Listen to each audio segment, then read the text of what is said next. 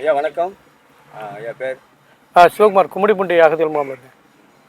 ஐயா இந்த இப்போ அர்ஜுனா சொல்லியிருந்திருக்காரு, ஆமை கறியெல்லாம் சாப்பிட்டேன் அதெல்லாம் பொய் அப்படின்னு இருக்காரு. நீங்கள் ஈழத்தில் இருந்தனால உங்களுக்கு அதை பற்றி தெரிஞ்சிருக்கும்.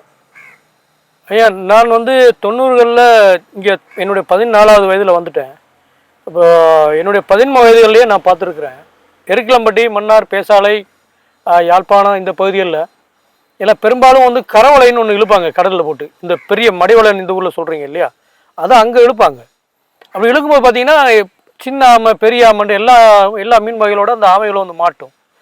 ஆனால் அந்த ஆமைகள் பாருங்கள், பெரிய ஆமைகள் மாட்டுச்சுன்னா சின்ன சின்ன மீன்கள் வகைகள் அதுகளெல்லாம் அங்கே உள்ள சம்மாட்டி மாதிரி என்ன செய்வாங்க, அந்த ஆக்களை கொடுத்து விடுவாங்க. ஆனால் பெரிய ஆமைகள் மாட்டுனா அந்த கரவலை இழுக்கிறவங்க, அந்த சம்மாட்டின்றவங்க உங்கள் ஊரில் என்ன சொல்கிறது, மேஸ்திரி வச்சு அந்த முதலீடு போட்டு முதலாளி போட்டு செய்கிறாங்க இல்லையா, அவங்க ஆமைகளை தர மாட்டாங்க. அவங்களே பங்கு போட்டு பிரித்து சமைச்சு சாப்பிடுவாங்க. அதிகமாக விலை கொடுத்தா வாங்கணும், அப்புறம் கிடைக்காது. பெரிய ருசியான உணவு அது இப்போ பரவலாக அங்கே சாப்பிட்டது தான். ஏன் நம்ம வேதாரண்யம், ராமேஸ்வரம் இங்கெல்லாம் ஒரு காலத்தில் சாப்பிட்ருக்காங்க. 91க்கு முதல் வரைக்கும் சாப்பிட்டாங்கன்னா அதுக்கப்புறம் சட்டம் கடுமையாகினதுக்கப்புறம் ராமேஸ்வரத்தில் மண்டபம் கேம்புங்கிற இடத்துல இருக்கக்கூடிய CMFRI அந்த அருங்காட்சியகத்திலிருந்து கூட அந்த ஆமைகளால் அமைக்கப்பட்ட அந்த கூரை போன்ற அமைப்பு, டீ சாப்பிட்றதுக்கு உட்காந்த டேபிள், உட்கார் புட்டுவோம், இந்த சேர் மாதிரி புட்டுவோம், ஸ்டூல் மாதிரி இருக்கும், அது மீன் ஓடுகளால் அமைக்கப்பட்டதை நான் பார்த்துருக்குறேன். அதுலேயே நானும் உட்காந்துருக்குறேன். இப்போ தலைக்கு மேலே அந்த கூரை ஆமை ஓடு இருந்தது. அது அதிசயமாக பேசிக்கிட்டோம். அப்போ 90களுக்கு அப்புறம் அது அகற்றியாச்சுன்னு செய்தி கேள்விப்பட்டோம். அது பரவாயில்ல, இங்கேயும் சாப்பிட்டாங்க பெரிய சைஸ். இந்த அர்ஜுனா சொல்கிற மாதிரி 300 கிராம்னா அது அவன் வீட்டில் அவன் பணம் வச்சுருக்கிறான், சிங்களவனோட படுத்து கிடந்தவன், அவனுக்கு இந்த வீட்டில் சொகுசாக வளர்த்த அந்த பார்வை தான் அவனுக்கு இருந்திருக்கும். ஆமை கடல்களில் மாட்டுறது கஷ்டப்பட்ட எங்களை மாதிரி ஆக்களுக்கு தான் தெரியும், பணக்காரனுக்கு தெரியாது. அவன் சிங்களவனோட குடும்பத்தினால அவனுக்கு இந்த அடித்தட்டு மக்களுடைய அந்த விஷயங்கள்லாம், அந்த கடவுள் எழுத்த விஷயம் அவனுக்கு தெரியுமா? அவன் ஏதாவது தெரிஞ்சுட்டு இனிமேல் ஏதாவது கரடி மாதிரி ஏதாவது கத்தினால ஒழிய அந்த லூசன். மற்றபடி இங்கே தமிழ்நாட்டிலே சாப்பிட்றாங்க. நான் ஒன்று கேட்குறேங்க, ஒரு ஈழ மண்ணில் பிறந்தண்டு இல்லை, ஒரு தமிழனா கேட்குறேன். சீமான் ஆமக்கறி சாப்பிட்டது பிரச்சனையா, உலகத்துக்கே சோறு போட்ட விவசாயியை எலிக்கறி தின்ன வச்சாங்களே, இது பேச வேண்டிய விவாதிக்கப்பட வேண்டியதான். தஞ்சாவூரில் எலிக்கறி தின்ன வச்சானுங்களா இல்லையா, திமுக அதிமுக மாறி ஆட்சி ஆண்டு. இலங்கையில் பாராளுமன்றத்தில் ஆமக்கறி சீமான்ட்டான்னு சொல்லி அங்கே ஒரு கிளடம் ஒருத்தன் பேசுகிறான், ஏற்கனவே ஒருத்தன் ஆமக்கறி பூனைக்கறின்னு பேசுகிறான்.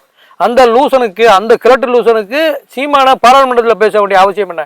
அங்கே அந்த அரசாங்கத்துக்கு சோறு போட்ட தமிழனை பூரா அடித்து கொலை பண்ணி எல்லாம் ஊரா ஓட விட்டுட்டு சோறு போட வைக்கலாத நாய்கள் சீமான் ஆமக்கறி பேசுறது இலங்கையில் என்னடா உங்களுக்கு பிரச்சனை? நாய்களே ஒரு நாட்டை ஆட்சி செஞ்ச ராஜபக்சவே நிதி இல்லைன்னு சொல்லி சுருட்டிட்டு ஓடிட்டான்டா, அவனை பேசுங்கடா பரவேசி நாய்களே. அதை விட்டுட்டு சீமா இனத்துக்காக இன அழிஞ்சு அழிய கொடுத்துட்டு உட்காந்துருக்கிற ஒரு சீமா சாதாரண ஒரு குடும்பத்துக்கு மாவன்டா, அவன் அரசியல் பிள்ளையாடா. சீமா பேசுறான்னா ஒரு ஆதங்கத்தில் ஒரு தமிழ் இன உணர்வோட பேசுறான்டா. தலைவர் அண்ணன் சூசி அண்ணன் என்னடா சொன்னாங்க, சீமான் சார்கிட்ட தான் விட்டுட்டு போறோன்னு சொன்னாங்கடா. அந்த போராட்டத்தை தலைவர் என்னடா சொன்னாரு? இந்த போராட்டம் ஆயுத போராட்டம் நாளைக்கு அரசியல் வடிவம் பெற்று நாளைக்கு அடுத்து வரக்கூடிய எங்களுடைய சந்தேக பிள்ளைகளுக்கு திணிக்கப்படும் போது அவங்க அரசியல் அறிவாயுதம் ஏந்தி போராடுவாங்கன்னு சொன்னார்ரா. அதை சீமானை மெய்ப்பிச்சுட்டு இருக்காருடா.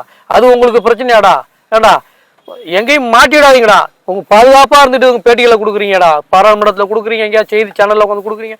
இப்போ எங்களை மாதிரி ரோட்டில் நான் எங்களை மாதிரி பேசுங்கடா. நாங்கள்லாம் என்னைக்காவது எங்களுக்கு விடிவு கிடைக்காத நிற்கும் போது என்னடா குறுக்க மறுக்க ஓடுறீங்க? டேய் யாரா நீங்களாம் எங்கடா கிடந்தீங்க? உங்களை பணத்தெல்லாம் சுருட்டிட்டு ஓடி போயிட்டானே, இலங்கையில் வடக்கு கிழக்குக்கு கொடுத்த பணம் பெரிய நிதியை சுருட்டிட்டு ஓட்டான்டா அவன் ராஜபக்சே. சீனா கொடுத்தது, இந்தியா கொடுத்தது, இப்போ அடிக்கடி சாகுறானே அவன் ஈரான், அவனு இலங்கையை கொடுத்தானடா. அந்த பணத்தை எல்லாம் சுருட்டிட்டு ஓடி எங்கேயோ போய் ஒளிஞ்சிருக்கான், குடும்பம் பிள்ளை ஓடியெல்லாம் எங்கேயோ வாழுது, போய் தேடி பிடிங்கடா, தேடி பிடிச்சி அதை வாங்கி தின்னுங்கடா. இன்னமும் நீங்கள் தமிழனுங்களை காட்டி கொடுத்துக்கிட்டு போட்டு கொடுத்துட்டு சீமானை திறநிதின்றீங்க. நீங்கள் யாரா தின்றீங்க?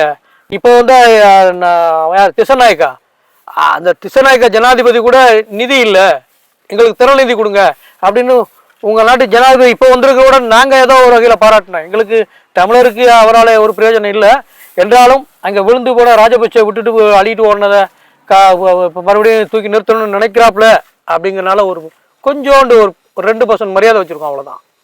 அவர் கூட திறநிதி வேணும் அந்த நாட்டை நடத்துறதுன்னு கேட்குறாரு. திறநிதினா என்னடா? ஏண்டா திருட்டு நிதியில் வாழ்கிற நாய்களே, திறநிதினா என்ன? அதை என்ன கொச்சப்படுத்துறீங்க? உங்களெல்லாம் பச்சையாக கேட்கணும் போல தோணுது. பொது நாகரிகம் கருதி அமைதியாக போகிறேன். ஏன்னா நான் கொஞ்சம் நல்ல குடும்பத்தில் பிறந்தேன். என் தாத்தனும் இந்திய சுதந்திரத்துக்காக போராடிட்டு தாண்டா 60 இலங்கைக்கு வந்தார். மலேசியா போய் அப்படியே பினாங்கு சீமைன்னு சொல்லுவாங்களா, எங்கள் ஆட்சி சொல்லும். அங்கே போய் அப்படியே போனாங்க. அவரை தேடிக்கிட்டு போனது தாண்டா தமிழ்நாட்டிலேருந்து எங்கள் ஆட்சி. ஏங்க இலங்கை குடியான எங்கள் அப்பா அவர் அங்கே எங்கள் தாத்தா வீட்டில் வேலைக்கு வந்து அங்கேருந்து எங்கள் அம்மாவோட காதலிச்சு கல்யாணம் பண்ணிக்கிட்டாங்க. அதுதான் இப்போ இந்த உறவு.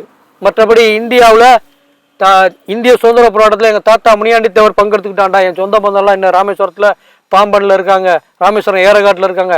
பாம்பனில் அந்த பாலங்கட்டு அந்த அது என்ன ஊர் இருந்தில்லை, எனக்கு மறந்து போச்சு. இன்னுமே சொந்தக்காரெலாம் இருக்கான், ஃபோன் தொடர்பில் தான் இருக்கான். எப்போதாவது இருக்க பேசுவேன். அவ்வளோதான். இதான் எங்களுடைய வரலாறு. இந்த மண் வந்து எங்களுடைய தாய்மண். என்னுடைய அந்த மண்ணுக்காக நான் எப்படி என்னுடைய இனம் போராடிச்சோ இந்த மண்ணுக்காக நாங்கள் போராடி சாவோம்டா. டே தம்பிங்களா, இந்த தவேக்கா பயலுகளே, அதாவது இது வரைக்கும் 70 ஆண்டு காலம் மாறி மாறி இவங்க நொட்டி எல்லாம் பிச்சை எடுக்க விட்டு வச்சுருக்கானுங்கல்ல. இந்த அரசியல்னா என்ன, சினிமானா என்னன்னு தெரியாத நிலைமையில கொண்டு வச்சு ஏதோ ஒரு குருட்டு அதிர்ஷ்டத்தில் வந்துட்டீங்க. வந்தீங்க கூட உங்களால் ஜெயிக்க முடியல, ஆட்சியில் உட்கார முடியல. ஏதோ ஒரு வகையில் உங்கள் எதிரியே உங்களுக்கு ஒரு வாய்ப்பை கொடுத்து உட்கார வச்சுருக்கிறான். இதில் உட்காந்துட்டு இதை நாடிட்டு போகிறத பாருங்கள். அந்த அவன் சொன்னான், அர்ச்சுனன் சொன்னான், சீமானுக்கிற எவன் சொன்னாலும் தூக்கிட்டு ஓடிந்தீங்கன்னா நீங்கள் எல்லாம் அசிங்கப்படுவீங்க. ஏன்னா உண்மை ஒன்று இருக்க வேற கனி இருப்ப காய்க்க வந்துட்டுன்னு குரல் சொல்லுது பாரு. என்ன இருக்கோ அதை பேசுங்க. இல்லாத ஒன்று அப்படியே அள்ளி அள்ளி பரப்பிக்கிட்டால் ரொம்ப நாளைக்கு நீளிக்காது. இது வந்து ஒரு 6 மாதம் போகுமானே தெரியல. ஆனால் 70 வருஷம் ஏமாற்று பித்தலாட்டங்கள் எல்லாம் விரட்டி விட்டுட்டீங்க ரசிகர் மன்றத்தை வச்சு. இந்த நாட்டில் வந்து தவேக கட்சி அரசியலுக்கு வந்து தான் விஜய் ரசிகர் மன்றம் அரசியலுக்கு வந்து. ஆனால் விஜய் ரசிகர் மன்றம் தான் நாட்டை பிடிச்சிருக்கு. இப்போ அரசியல்வாதிகளாடா நீங்கள்? இல்லை உங்களுக்கு எதனா தெரியுமா? தெரியாது. சினிமாவில் கட் அவுட்டுக்கு பாலாபிஷேகம் பண்ணிவிட்டு அந்த ரசிகர் அப்படியே கூட்டிகிட்டு மேலே ஏறினவர் தான் விஜய். வந்து இப்போ ஆட்சியில் உட்காந்துட்டீங்க. உங்களுக்கு வாய்ப்பு கொடுத்துருக்காங்க, அதை சரியாக பயன்படுத்திட்டு அப்படியே போக பாருங்கள். நீங்கள் வந்து தமிழர்களுக்கு ஒரு புள்ளியாக இருக்கக்கூடிய சீமானை ஏதாவது கொச்சப்படுத்தணும்னு நினச்சிட்டு ஏதோ ஒரு வன்மத்தில் நீங்கள் செயல்பட்டீங்கன்னா ஆதாரங்களை நாங்கள் அடுக்கி நீங்கள் அசிங்கப்பட்டுருவீங்க. நீங்கள் அப்போ கூட தொடச்சிட்டு மறுபடியும் வருவீங்க வந்து முன்னாடி. ஏன்னா அது உங்களுக்கு அது பழக்கமாயிடுச்சு. இது வேண்டாம், ரொம்ப நாள் நீடிக்காது. இப்போ கிடைச்சிருக்க சந்தர்ப்பத்தை சரியாக பயன்படுத்துங்க. உங்களை தூக்கி எறிகிறதுக்கு எப்போ வேணாலும் தயாராக இருக்குது திமுக. உஷாராக இருந்துக்குங்க. நன்றி.